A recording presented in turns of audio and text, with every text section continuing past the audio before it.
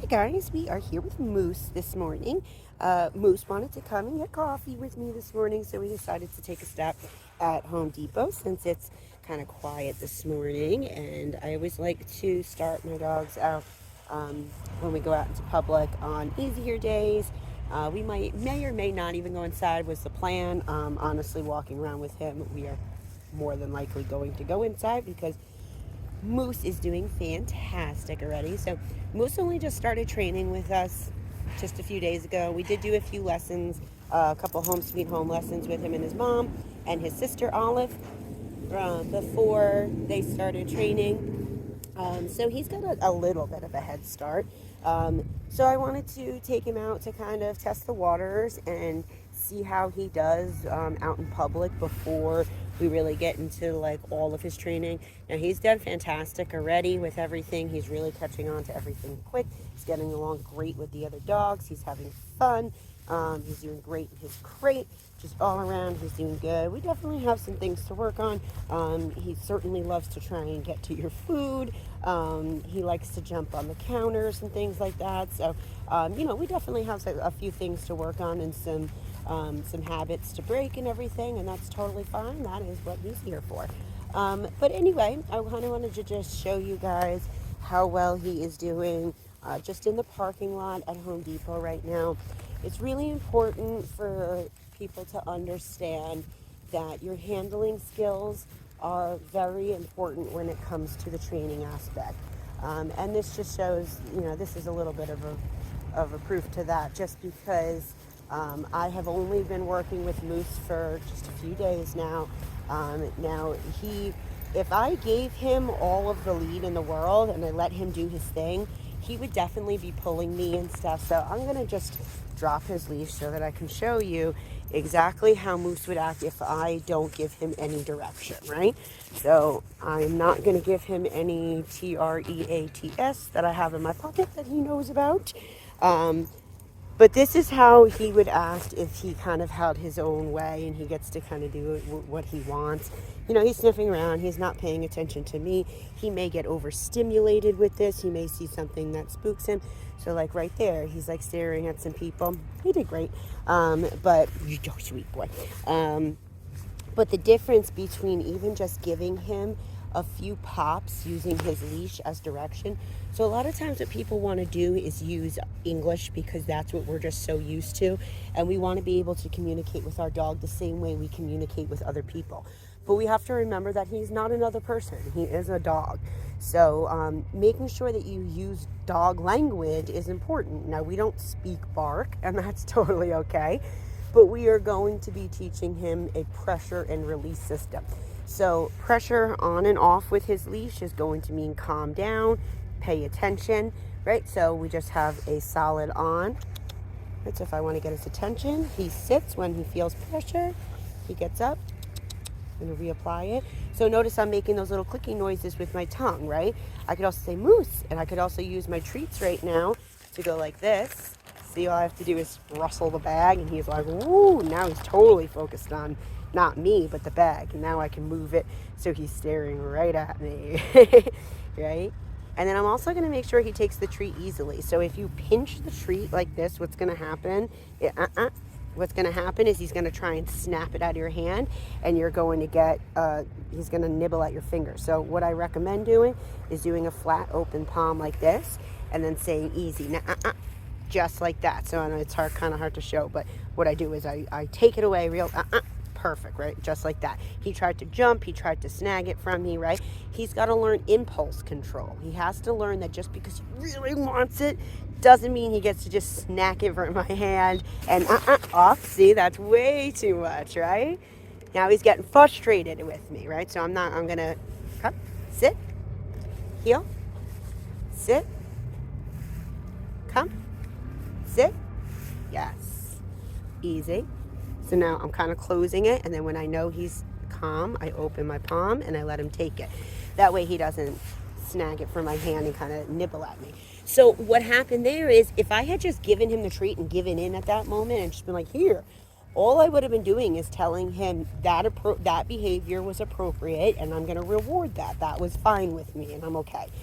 So instead of just giving in and he was jumping and trying to get it, and like I said, he was getting frustrated with me, I'm not going to reward frustration. That's, exactly what we're trying to break with him right now. Hey, buddy. So instead, what I did was I made him do a few commands. I had him do a sit, I did a recall, I did another sit, I did a heel, and then I made him take it calmly, right? So that was the behavior that I was rewarding, and I was implementing to him that this is what I'm looking for, and I'm not just having him work for the treat. So if I give him a treat after every single thing he does, I say, sit, here's a treat. I say, come, here's a treat. He's only working for the treats. He's not working for me as a handler. So if you do a set of commands and you make your dog work and do a few things and then reward that behavior, so he's using, yeah, that's great. So now I'm able to just use some pops to say, pay attention, don't worry about that. So even there, right? So you don't want to overuse your leash as far as pressure goes. Less is more when it comes to this, right? We always want to have this loose leash. I always say to keep it just resting on your fingertips, and you're only going to do 2 fingers worth of pressure.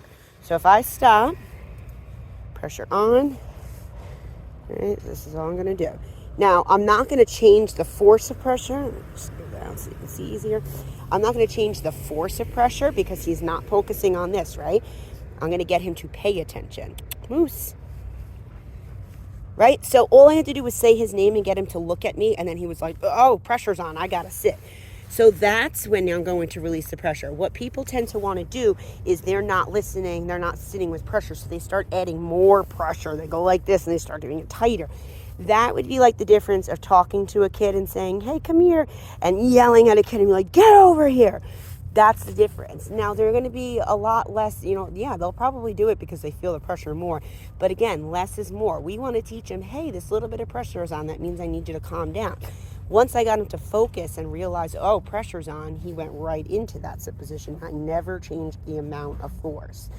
Right? So again, he sees a cart and he's, kind of interested in what's going on over there. So instead of starting to walk right then and there, sit. I'm going to have him focus on me. Our whole goal behind healing is follow me at my pace. It's a moving command where your dog is going to be easy, where your dog is going to be playing a game of follow the leader with you, right? So if he's staring over there and I say, okay, heel, and we start moving together, he's going to go right for what he's looking at. He's not going to start, stop paying attention to what he was looking at and then all of a sudden focus on me and take, one step behind. So he should always just be just slightly behind me, right? So right about here. If he is right about here, now it looks like he's in a nice heel position. He's right next to me, right? But if I turned left right there, he would get all stumbled on, right? So the whole goal is for him to be following you. So you're going to see in all of my videos, I very rarely go in a straight line. I will, once they start getting really good. Okay, yep. But if you just go in a straight line, your dog's going to get really bored with following you as a handler, and they're going to start focusing on other things. So you want to keep it interesting with them. You want to switch things up. See, I keep changing my direction. Good boy, yes. Mousse, good. So see, every time I change Mousse and I say his name, he's got to stop looking at what he's looking at and refocus on me. Mousse, yes, good boy. Good job, handsome. Yes, good boy. And I'm also rewarding behavior. So he's like, oh, this is good. Okay, cool. He loves knowing that he's doing a good job. He's quite happy with himself when he does a good job. So that's when you can also give him a treat after he's done a bunch of turns and everything and he's doing good. So look how nice and smooth that turn was. We had 0 pressure. He's following. So right now he's starting to lose focus on me. So I have 3 options. I can either, if he's full on lost focus on me, I can do a stop and get him into a calmer state of mind. Mousse? Mousse? Yes, good boy. That's your first option. Your second option would be is if he's still inside this invisible box here, but he's just not paying attention. So kind of like this. You have a loose leash, he's not pulling me, but he's not focusing on me. So I can do a yellow light. This is a red light. This is a yellow light. So a yellow light, and you can see that's all I needed to do is just a tiny little pop of the leash to say focus, pay attention. right? So that's your yellow light. That's your second option. And then your third option is to change directions. So if your dog loses focus on you, totally gone, we do a stop. Kind of just not paying attention and you just need him to focus. Pop, good boy. Third one, change directions, because anytime they get slightly ahead of you and you change directions, now they're slightly behind you again, right? Come on, buddy. Good boy. Another one you want to make sure you don't do is pull the leash when your dog stops moving and you want them to move again. You don't want to pull him right there, right? If I'm telling him solid pressure means we need to stop and calm down, pressure can't also mean I need you to start moving also. So the whole goal is to have it nice and loose. And it's definitely a little strange learning how to be very loose with your leash. But I'm telling you, once you get the hang of just letting this rest on your fingers and just using it as a way to talk to him rather than it being a way to have him tethered and you pull him around or he pulls you around. Okay, heel.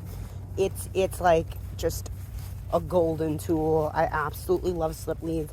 There is no dog I don't do training with that does not go home learning to work on a slip lead. It's my favorite tool. So yeah, he, as you can see, is doing a fantastic job. We've passed lots of stuff so far, and we are going to, now that we've been working in the parking lot for a few minutes, it's always going to be more challenging going inside the store. If your dog can't focus and be calm and work with you out in a parking lot, I always like to kind of go off to the side where there's even less going on, and then we'll kind of mosey our way up to the front. Then they're definitely not going to be able to do it once they go in the store and the distraction level goes up, 50% or more. So make sure you get a good handle on them in the parking lot. You can go to the store for the first couple times if you want and just work in the parking lot. That's great. I think that's an awesome thing to do.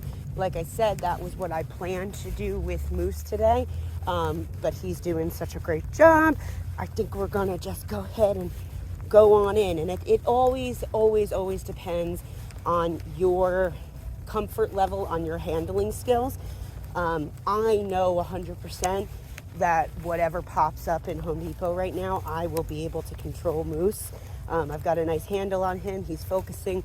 He looks for treats really easily. So all in all, it's going to be a nice, successful trip. I know that. But never go into any situation wondering, how is this going to go? If you're asking yourself, oh, I wonder how he's going to do, then you're not ready, because it's not about how is he going to do. It's about how am I going to be as a handler and a leader for him to show him this is what I need him to do, right? He's only going to do what a dog does naturally. You have to be the one that guides him along the way to show him this is what I expect of you, and this is where good things happen in this nice calm state and with you following my lead. So so we are heading on in, and hopefully I can get some more video for you in there, but if not, we will be back with more footage from the Mousse Man. Have a good one.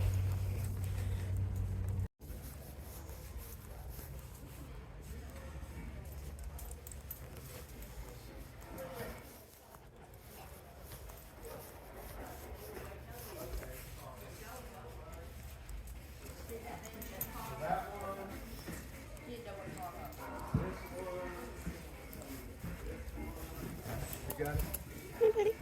Good boy.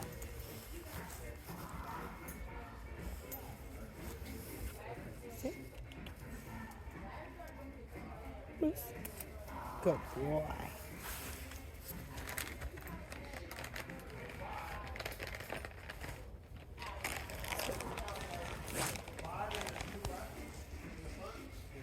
Easy.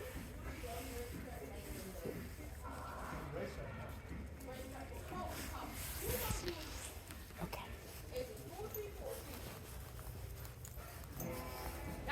Four people.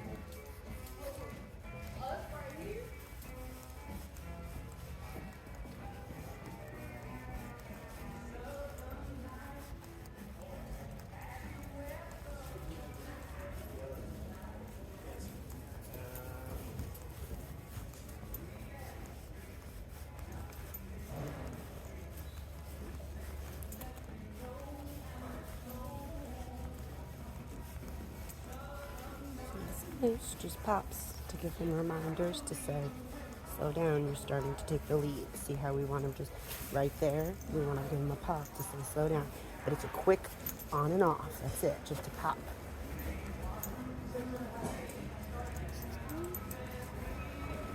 This is great. He's doing fantastic. A little far ahead, so I'm going to turn.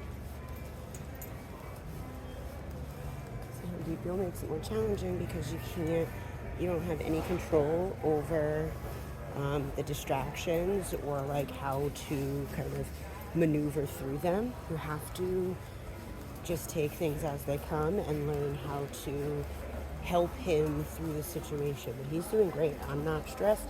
He's not stressed. He's not getting all excited. He hasn't whimpered. He hasn't done anything. He's done perfect. This is the most of what he's done. He's just trying to pull to go see things, and then I give him a pop to remind him, nope, focus on me right now. Don't worry about all this. And if he gets really distracted, then I go to a calmer part or a calmer aisle and get him into a sit position, and then I get him to do a few things, and I'll give him a treat so I can get him refocused on me as a handler. So again, we're not here for any reason but to work with him, so it makes it a lot more helpful when you do want to take him here later on to go pick up a screwdriver. You can bring him with you because he's already practiced and you don't have to worry about all of that good stuff. So he's doing great. There's the Christmas trees. Oh, it's Christmas, Mousse. It's Christmas time. You want to press the button? I bet you this is going to scare you.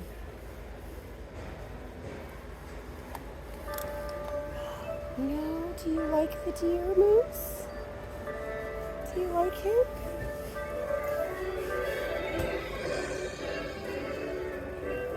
I could put an antler on you and you'd look just like him.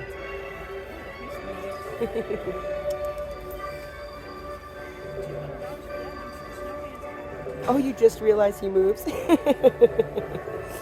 he moves. He moves. He's like, whoa, what the heck? But again, still, loose leash. This is just exposure. It's good. These are good things for him to learn. And then I'm going to reward him for learning that he did a good job. He was calm in a situation that was a little weird. And now he's over it. All of these things are great to practice working with. I always like using these as distractions when I come here. Okay, buddy. He's doing great. I'm so proud of him.